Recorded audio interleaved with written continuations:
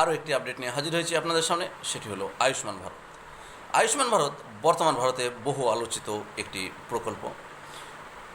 প্রধানমন্ত্রী নরেন্দ্র মোদীর দীর্ঘদিনের স্বপ্ন ছিল পশ্চিমবঙ্গে আয়ুষ্মান ভারত প্রকল্প চালু করা, কিন্তু বাংলার তৎকালীন তৃণমূল সরকারের বিরোধিতার কারণে বঙ্গে আয়ুষ্মান ভারত প্রকল্প চালু করা সম্ভব হয়নি।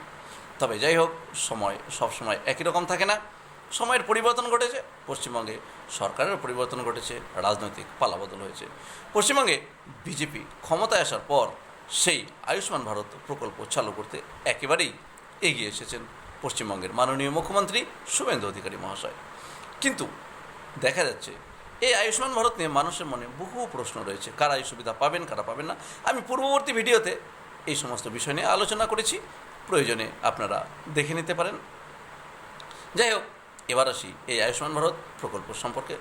আগামী 16ই আগস্ট একেবারে আনুষ্ঠানিকভাবে এর শুভ সূচনা হচ্ছে পশ্চিমবঙ্গে। দিনটিকে আয়ুষ্মান দিবস হিসেবে পালন করারও পরিকল্পনা রয়েছে পশ্চিমবঙ্গ সরকারের। দেখা গেছে তৎকালীন তৃণমূল সরকারের প্রচলিত প্রকল্প যেটি ছিল স্বাস্থ্যসাথী, সেই স্বাস্থ্যসাথী প্রকল্পে মানুষের সুবিধা পেতে বিভিন্ন রকমের সমস্যার সম্মুখীন হতো। এক্ষেত্রে হসপিটালগুলি তাদের বিল ঠিকঠাক মতো পেত না, আর সে কারণে চিকিৎসার ক্ষেত্রে গাফিলতি হতো। অনেক ধরনের প্রশ্ন উঠত যে পরিষেবা নিয়ে, যারা পরিষেবা পাওয়ার যোগ্য তারা কিন্তু সঠিক সময়ে পরিষেবা পেতেন না। তা নিয়েই মানুষের মধ্যে এরকম একটা সংশয়, একটা আতঙ্কের পরিবেশ সৃষ্টি হয়েছিল। বর্তমান সময়ে সেই বিষয়টির নিরসন করলেন ভারতবর্ষের যশস্বী প্রধানমন্ত্রী নরেন্দ্র মোদী। দেখা গেছে 2359 হাসপাতালকে এই বিষয়ে একেবারে বলা যায় ঘাড় ধাক্কা দিয়ে এই আয়ুষ্মান ভারত প্রকল্প থেকে বের করে দেওয়া হয়েছে। কারণ এদের বিরুদ্ধে বিভিন্ন রকম অভিযোগ রয়েছে, সেখানে পরিষেবা ঠিকঠাক মতো দেওয়া হতো না, রোগীদের সাথে খারাপ ব্যবহার করতো। আবার 1200 হসপিটাল রয়েছে যেগুলোকে সাময়িকভাবে সাসপেন্ড করা হয়েছে। অর্থাৎ এই 1200টি হাসপাতালও কিন্তু সেই তালিকার মধ্যেই পড়ে গেল। এদের ভবিষ্যৎ কোথায় যাবে সে কথা আগামী দিনে জানা যাবে। আর সেই সাথে আরও একটি বিষয়, 328 কোটি টাকা জরিমানা করা হয়েছে।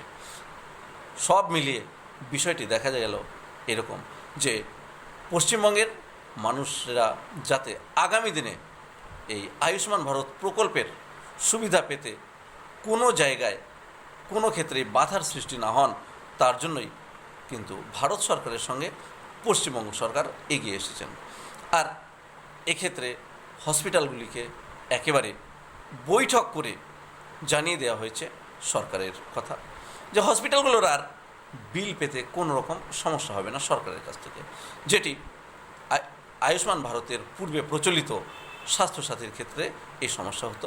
সেই সমস্যাটি বলা যায় একেবারে কেটে গেল। তাই রোগীদের ক্ষেত্রে, বিশেষত যারা অসুস্থ মানুষ, সেই অসুস্থ মানুষদের আর এইরকম সমস্যার মধ্যে পড়তে হবে না। এইরকম কিন্তু একটা বৈঠক হয়ে গেছে, যে ক্ষেত্রে পশ্চিমবঙ্গ সরকার এবং ভারত সরকার মিলিতভাবে এই প্রকল্পটিকে একেবারে ঢেলে সাজানোর পরিকল্পনা করে নিয়েছেন। তাই আগামী 16ই আগস্ট এর শুভ উদ্বোধন হতে চলেছে, যা নিশ্চিন্তে ভালো খবর। আরেকটি কথা, সেটি হচ্ছে পশ্চিমবঙ্গে যে আয়ুষ্মান ভারত প্রকল্প চালু হচ্ছে, সেক্ষেত্রে যদি কোনো হসপিটাল কোনো রোগীর সাথে খারাপ ব্যবহার করে, তাহলে সরকার তাদের বিরুদ্ধে যথাযথ ব্যবস্থা গ্রহণ করবেন। 70 বছরের অধিক যে সকল মানুষেরা রয়েছেন, যারা এই পরিষেবা পাওয়ার যোগ্য, তাদের জন্য এই ব্যবস্থাটি করা হচ্ছে। আশা করা যায় এই পরিকল্পনাটি চালু হলে সকলের জন্যই ভালো হবে। গুরুত্বপূর্ণ আপডেটের জন্য চ্যানেলটি সাবস্ক্রাইব করে সঙ্গে থাকবেন। ধন্যবাদ।